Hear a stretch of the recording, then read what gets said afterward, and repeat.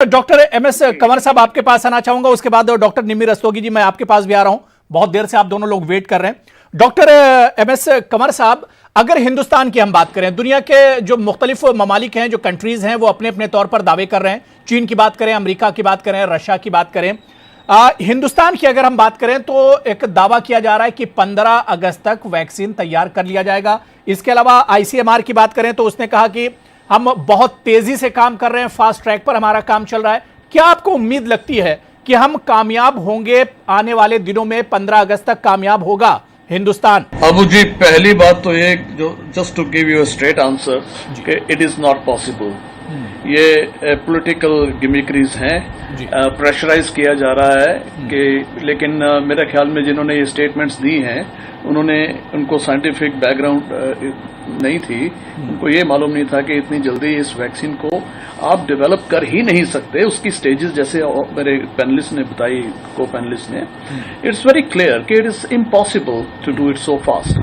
सो जो इंडिया में बन रही है वैक्सीन, जिसमें Bharat Biotech is in collaboration with ICMR और एनआईवी पुणे के साथ, तो वो बहुत तेजी से काम चल रहा है। लेकिन तेजी जितनी भी हो, एक स्टेजेस है, आपको उसका रिजल्ट्स देखना है, फिर नेक्स्ट स्टेज पे जाना है, फिर उसका रिजल्ट देखना है, और इवेंचुअली ये डिसाइड करना है कि वैक्सीन की एफिकेसी क्या है।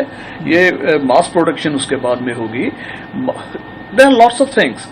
फिर जब मास प्रोडक्शन होगी, फिर दूसरा इश्यू आ जाएगा कि उसकी इक्विटेबल डिस्ट्रीब्यूशन कब होगी, कहां पे होगी।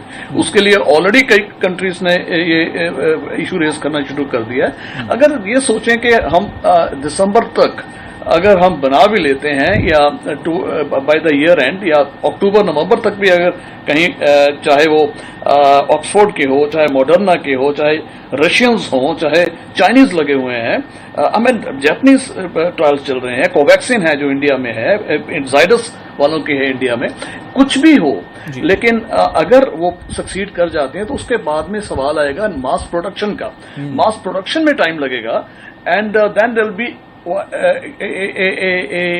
ए कोरस कि हमें इक्विटेबल डिस्ट्रीब्यूशन चाहिए।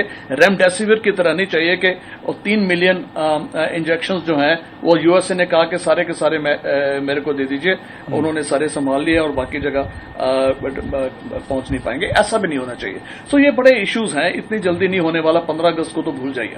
डॉक्टर एमएस कंवर साहब, मैं आपके पास आना चाहूंगा। डॉक्टर अब्दुल्ला को शायद मेरी आवाज अभी नहीं पहुंच रही है। डॉक्टर कंवर, जो मेरा सवाल है कि कोरोना जिस तरह से अपनी शक्ल बदल रहा है, कोरोना के डिफरेंट जो स्टेजेस की बात की जा रही है, और अलग अलग ममालिक में उसकी जो शक्ल सूरत है वो एक तरह से अलग है, ऐसे में क्या ये मेडिकल साइंस के लिए एक बड़ा चैलेंज है?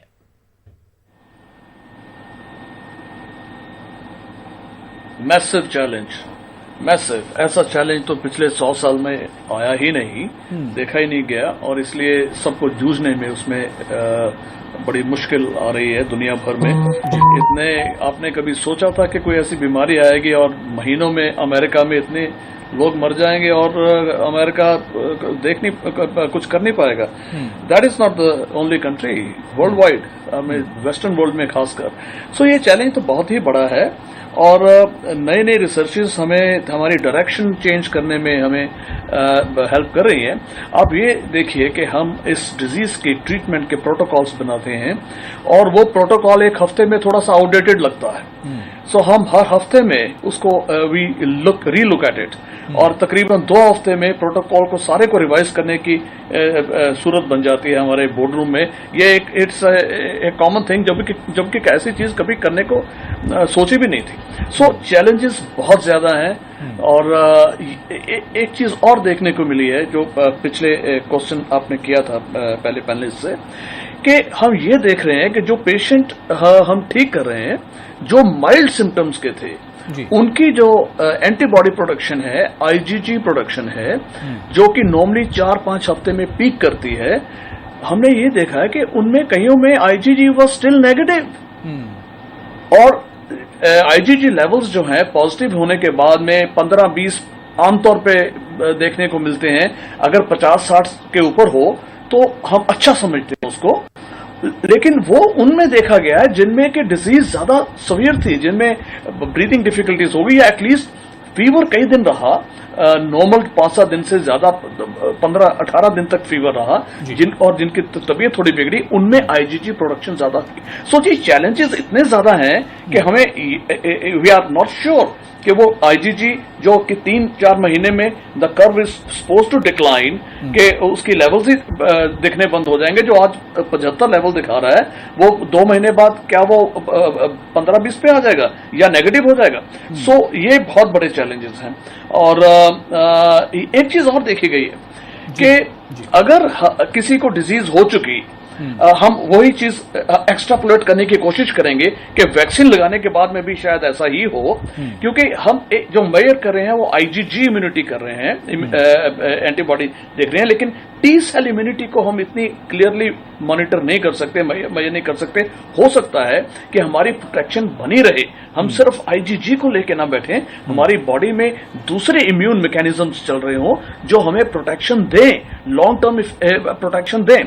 और अगर हमें लगता है कि 3 महीने के बाद में हमारी आईजीजी लेवल कम हो गया, आई डोंट थिंक। इधर वॉज ए स्टडी बड़ा अच्छा दिखाया था उन्होंने, मंकीज, रीसिस मंकीज में था, जिसमें यह देखा गया कि जब दोबारा डिजीज को एक्सपोज किया गया उनको, तो वो डिजीज उनको सिम्टम्स हुए, उनको थोड़े फीवर हो रहा है, थोड़ा उनके ढीले हो रहे हैं, एक्टिव नहीं है, लेकिन उनमें निमोनिया नहीं हुआ। सो ये पॉसिबल है कि जब अगर ऐसे लोगों में डिजीज 6 महीने बाद डिजीज होती भी है, it may be a very mild disease जो कि लाइफ थ्रेटनिंग नहीं होगी। I like to bring to your notice के हमारे कल के प्रोटोकॉल जो रिवीजन थी, उसमें भी सारी कमेटी ने ये पॉइंट उठाया था और I had to answer that.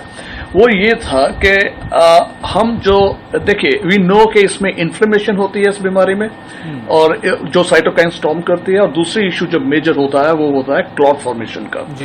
और हमें ये कैसे पता चले कि किस केस में हमें कितनी देर एंटी इन्फ्लेमेटरी देने हैं, जैसे डेक्सोना की अभी एग्जांपल उन्होंने दी, या कितनी देर के लिए इनको एंटीकोएगुलेंट्स देने हैं, और एंटीकोएगुलेंट देने हैं तो किस फॉर्म में एंटीकोएगुलेंट देने हैं, और कितनी डिजीज सेवेरिटी और कौन से मार्कर्स हैं जिसको देख के हम ये डिसाइड करेंगे कि इनको 2 हफ्ते दिया जाए या 6 हफ्ते दिया जाए या कितना वक्त दिया जाए, क्योंकि अभी तक स्टडीज हमें कुछ गाइड करने वाली नहीं है इस सब्जेक्ट पे।